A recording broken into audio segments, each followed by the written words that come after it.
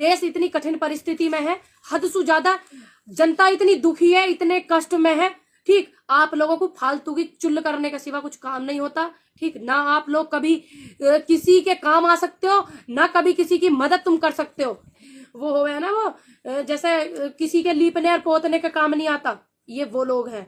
आप लोगों को थोड़ी बहुत आंखों में अगर शर्म बची हो तो आप एक दूसरे की मदद करने में इस समय को लगावें। बहुत सी चीजें ऐसी हो रही हैं कि लोग ध्यान नहीं दे रहे हैं। कुछ लोग जिन्हें हमें ध्यान दिलवाना चाहिए कि हमारे बुरे समय में कौन हमारे साथ है, कौन हमारे साथ नहीं है, ये हमारे लिए जानना बहुत ज्यादा जरूरी है।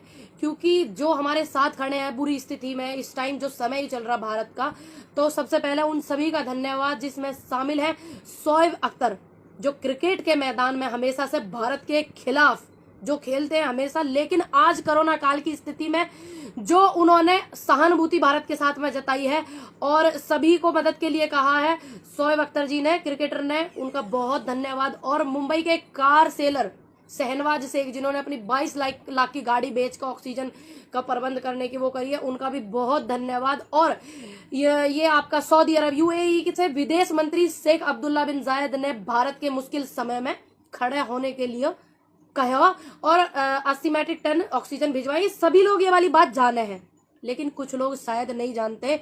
देखा आपने रूबिका लियाकत का क्या ट्वीट आया है, मेरे हिसाब से शायद वो नहीं जानती है इस बात को, तो उनको जानना चाहिए भाई। देश की इतनी जनता उन्हें सुनती है, इतनी जनता उनको देखती है, तो मेरा उनसे है कि आपको ऐसे ट्वीट नहीं करने चाहिए। भारत के साथ जो आवाम होती है वो हमेशा से एक दूसरे के साथ होती है, चाहे वो किसी भी देश की आवाम हो। कुछ लोग, चाहे वो हमारे इधर के हो, हमारे देश भारत के हो, या दूसरे देशों के हो, पड़ोसी मुल्कों के हो, वो लोग आपस में लड़वाने के लिए राजनेता ऐसे ऐसे काम करे रहे, जबकि देश की आवाम एक होती है हमेशा से। सबसे पहले तो इस मुश्किल घड़ी में भारत के साथ खड़े रहने वाले सभी देशों को और वहां के सभी लोगों को बहुत धन्यवाद। पूरी भारत की जनता उनका बहुत धन्यवाद करती है कि आप मुश्किल समय में खड़े हुए हैं। लेकिन इस बीच में आपने देखा हमारे भारत में जो क्रिकेटर हैं, जो क्रिकेटर के भगवान बनाया भारत की जनता ने, आज वो कहीं दिखाई नहीं दे रहे हैं। बहुत सारे क्रिकेटर ऐसे, जिसमें सबसे पहले नाम आता है सचिन तेंदुलकर, जो हीरो होते हैं सबके। मेरे भी वो हीरो, ऐसी बात नहीं मेरे हीरो नहीं थे, मैं भी उनसे बहुत इंस्पायर हूं, तो वो नहीं दिख रहे हैं। हमारे भारत की जनता ने जिन्हें भगवान बनाया, चाहे वो क्रिकेटर हो, चाहे वो बॉलीवुड के महानायक हो, अमिताभ बच्चन जी। मैं ये नहीं कह रही कि बॉलीवुड के कोई भी मदद नहीं कर रहा है, मदद भी कर रहा है। तापसी पन्नू है और भूमि पाटनेकर है, ये मदद भी कर रही हैं। सोनू सूद है, वो बहुत मदद कर रहे हैं। लेकिन जिन्हें भगवान माना देश की जनता ने, उनके एक शब्द और एक स्टेटमेंट नहीं आया निकल के। कितने बिल्कुल शर्म की बात है, सोचने वाली बात है कि देश की जनता ने भगवान जिन्हें बनाया, उनके स्टेटमेंट नहीं आ रहे और बाहर देशों से भी सहानुभूति आ रही है, मदद भी आ रही है। तो आप लोग कहाँ चले गए? सब लोग आपको सुनना चाहते हैं, आपको देखना चाहते हैं, आपको जागो नींद से जगाना चाह रहे हैं, आप कोई दिख नहीं रहे हो।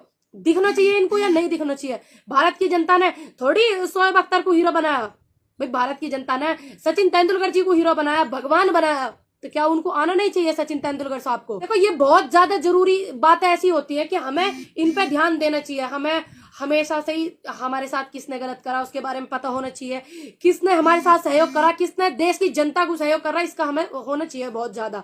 अमिताभ बच्चन जी को महानायक मानते हैं, क्यों नहीं आ रहे वो?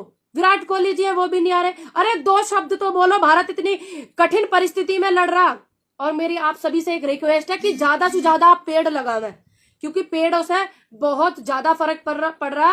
पेड़ लगावें। गांव में, जैसे गांव में आप देख रहे हैं, गांव में इतना वो नहीं है, तो वो पेड़ों का ही काफी वो है, तो ज्यादा हमारे इधर हरियाली रहेगी, हरा भरा रहेगा, तो ये इसका इफेक्ट शायद कम होगा। तो पेड़ तो वैसे भी हमारे लिए अच्छे होंगे, तो आप जागो नींद से।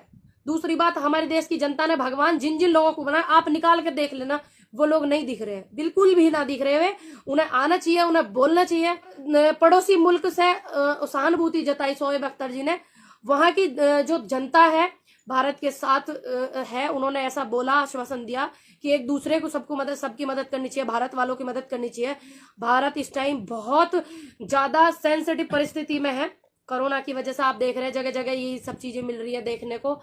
और तो अच्छी बात है कि मतलब हमारे प्रति, या मतलब कठिन परिस्थिति में कौन कौन सा देश हमारे साथ खड़ा हुआ है, तो उनका सभी का बहुत तहे दिल से धन्यवाद मैं करती हूँ।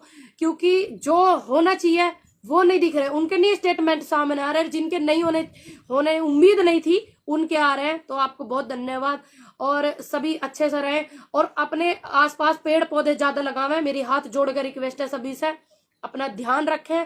और जो आपने देखा कि हमारे कुछ नेता बात पे पर्दा घेर रहे हैं, तो वो बात पे पर्दा भी ना घेरें।